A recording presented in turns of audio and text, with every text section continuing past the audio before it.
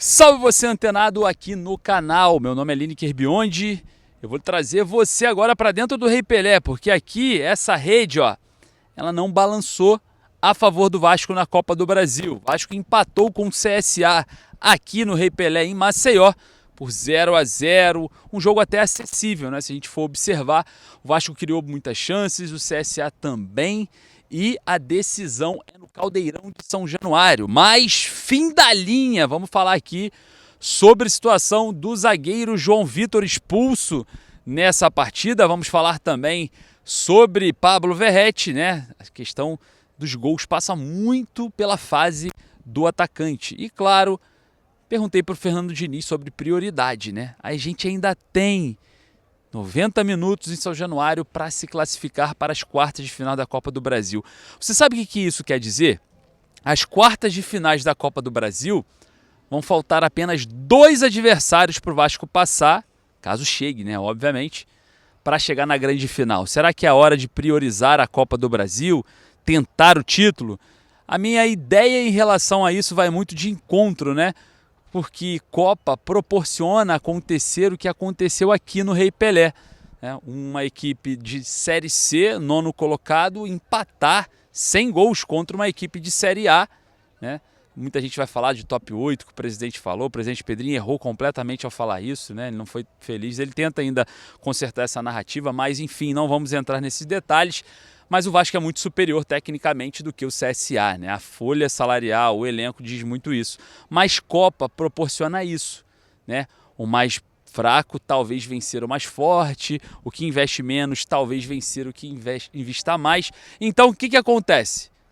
Ficou, né, dentro do panorama do Vasco, uma equipe mal montada, um elenco mal montado, com jogadores sem confiança, podendo chegar longe, porque a Copa proporciona isso, né? E aí, você priorizaria o quê? O Campeonato Brasileiro, fugir, lutar para não cair, ou a Copa do Brasil? Qual seria o seu posicionamento se você fosse o técnico Fernando Diniz? Porque dentro de campo, né, fim da linha, né? O torcedor já não aguenta mais o João Vitor por várias questões. O João Vitor demonstra dentro de campo ser um jogador ansioso, muito irresponsável em vários momentos, né? Mesmo com cartão, tentando matar jogada, fazer falta. Enfim, não pode ser tão combativo assim. O Diniz tira o Maurício Lemos, coloca o Hugo Moura de novo, né, como zagueiro para tentar otimizar a saída de bola, não dá certo. E logo o Hugo Moura, que já foi decisivo, né, na Copa do Brasil, fazendo gol, balançando as redes. E o Diniz agora recua, né, um jogador que foi importante na Copa do Brasil no ano passado, naquele gol contra o Atlético Paranaense. Fez até 2, né, um não valeu, mal anulado. E enfim, é um jogador que talvez seja até importante pisar proximamente da área. Agora, dentro de campo, um Vasco muito acessível e um CSA também muito acessível. Quantas oportunidades o Vasco perdeu no jogo? Várias. Quantas oportunidades o CSA perdeu no jogo? Várias também. Mas a rede não balançou nem para um lado nem para o outro. Agora a decisão é no Caldeirão de São Januário. Mas olha só, o torcedor saiu daqui. Eu estou no lado da torcida do Vasco. Eu vou mostrar aqui para vocês o setor que o torcedor do Vasco ficou. É exatamente aqui. E daqui o torcedor vascaíno vaiou, xingou, hostilizou o João Vitor de todas as maneiras, com todas as palavras, né? O torcedor vascaíno que apoiou até o final, desde que o Vasco chegou, apoiando, dando, né, o carinho, o calor do povo nordestino, né, o povo alagoano, principalmente, né, esteve presente aqui no Rei Pelé para prestigiar a equipe que não correspondeu positivamente. Vamos dar um voto de confiança para esse segundo jogo. A Copa do Brasil são 180 minutos, mas o que o Fernando Diniz fala na coletiva sobre o Pablo Verratti, que está improdutivo, né? Vem sendo muito criticado, é um jogador que hoje não vem fazendo jus a quem é Pablo Verratti. É um jogador que teve aumento salarial, um dos principais jogadores do elenco, e vem às vezes atrapalhando até mesmo uma versatilidade de formação tática dessa equipe. Por exemplo, o Vasco pode ter mais mobilidade caso o Verratti saia e coloque o Ryan como centroavante. Fica um ataque mais móvel, atacando mais a última linha, conseguindo mais um contra um, mas parece que o Fernando Diniz é fixado, né? Ele não consegue enxergar o time sem o Verratti. Na coletiva ele fala, o Verratti não só me ajuda ofensivamente, mas me ajuda na bola aérea defensiva, ajuda também na marcação ali na pegada no meio campo, é um líder psicológico da equipe, cobra o árbitro, cobra o jogador, incomoda o adversário, mas isso tinha que ser todos os jogadores, né? Eu acho que todos teriam que ter essa personalidade de liderança, até porque recebem muito dinheiro para isso e tem que ter um tom de responsabilidade. Então o Fernando Diniz ele se prende muito nesses quesitos que o Pablo Verratti o oferece e acaba, né?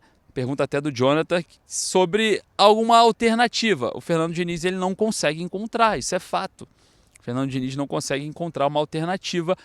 Se caso o Pablo Verratti seja suspenso ou se lesione, aí a gente vai ver o mais do mesmo. O Ryan vai ser centralizado, como o Coutinho está no banco porque David e Nuno vem jogando muito bem, talvez ele coloque o Coutinho adiante o David, o Nuno volta para a ponta esquerda, o Coutinho fica no meio, vai fazer uma rotação nessa equipe. O certo é, o torcedor já não está suportando mais, o torcedor estava apoiado, né? E eu pude falar com muitos torcedores aqui em Maceió que estavam esperançosos, né? Vamos golear.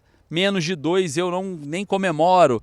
Ah, o Vasco vai atropelar o CSA de terceira divisão, 9º colocado, está com dificuldade. Ah, o Vasco... E não aconteceu. O jogo foi acessível para as duas equipes. Quase que o Vasco perde, como quase o CSA perde. Não pode. Isso tem que acontecer com clubes da Série A contra clubes da Série A, contra clubes da Série C. Infelizmente, com todo respeito ao CSA aqui, né, de Maceió, o Vasco tinha que atropelar, era jogo de 3 gols ou mais para essa partida que era muito acessível diante de todo o cenário do CSA também, com mudança de treinador, com um problemão acontecendo no CSA, o Vasco não conseguiu aproveitar essa situação organizacional do elenco do CSA e não foi efetivo, fazendo assim, né, essa decisão ir para São Januário. Eu não tenho dúvida nenhuma que o Vasco é favorito, nenhuma. Eu não vou ser hipócrita aqui de falar assim, o Vasco pode perder a classificação, existem grandes chances. Poder, tudo pode acontecer, mas que o Vasco é favorito e a gente vai dar, né? Com certeza, como bons vascaínos, a gente vai dar esse voto de confiança para se classificar para umas quartas de finais, porque a gente se aproxima muito de uma final da Copa do Brasil e o elenco precisa representar o torcedor vascaíno com mais assiduidade e também entender esse momento de emergência que o torcedor vascaíno quer uma resposta para ontem.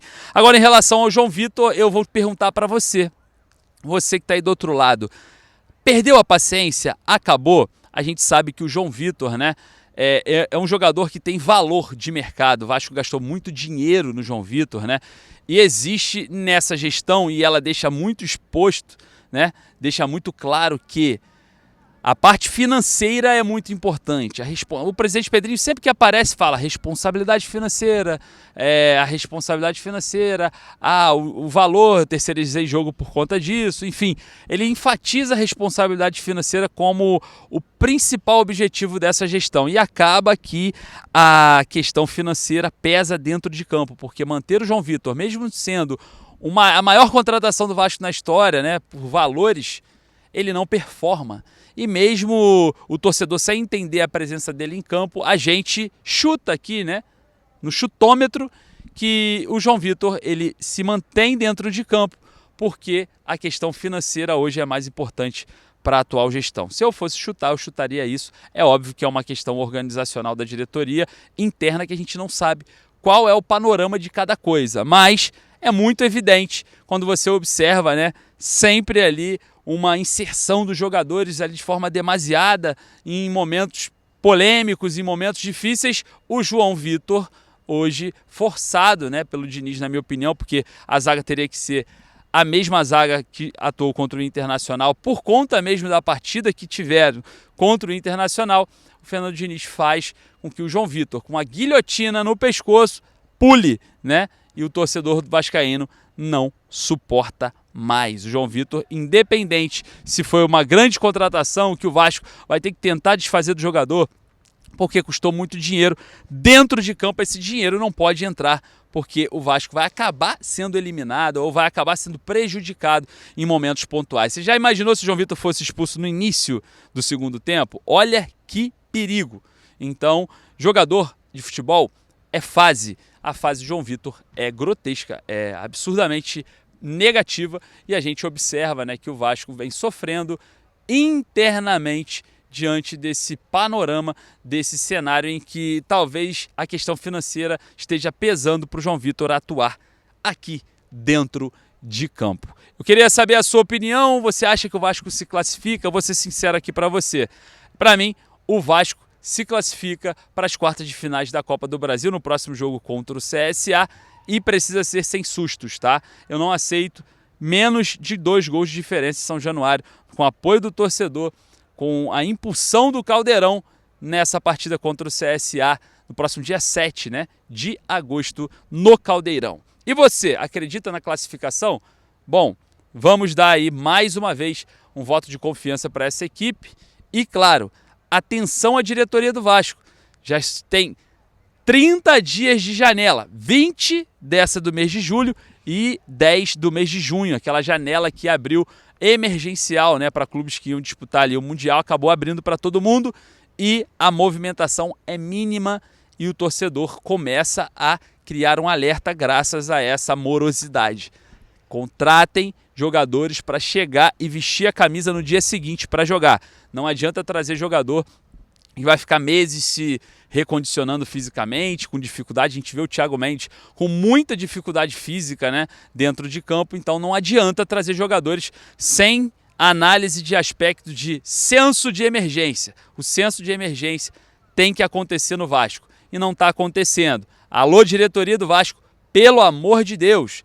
A gente está dando voto de confiança, mas vocês precisam trabalhar. Estamos diante de uma janela de transferências e nada está acontecendo. Não adianta economizar e ser eliminado da Copa do Brasil, que vale uma premiação milionária. É melhor se classificar, que a própria Copa do Brasil pode pagar, até no final dela, caso seja campeão, mais de 100 milhões em contratações, porque é a premiação máxima da Copa do Brasil, ultrapassa 100 milhões. Então a melhor responsabilidade financeira é ganhar dentro de campo, porque o futebol atual, ele te entrega premiações que você pode se reconstruir financeiramente ganhando muito mais fácil do que perdendo. Senso de urgência é o que a gente pede aqui, situação do João Vitor e do Verratti, eu quero saber a sua opinião. Eu vou ficando por aqui, vou mostrar para vocês aqui mais um pouquinho do estádio Rei Pelé. Eu tô aqui dentro do gramado e você acompanha essas imagens comigo aqui do campo, né, onde Vasco e CSA e Vasco empataram por 0 a 0. Eu vou ficando por aqui, um forte abraço, saudações vascaínas.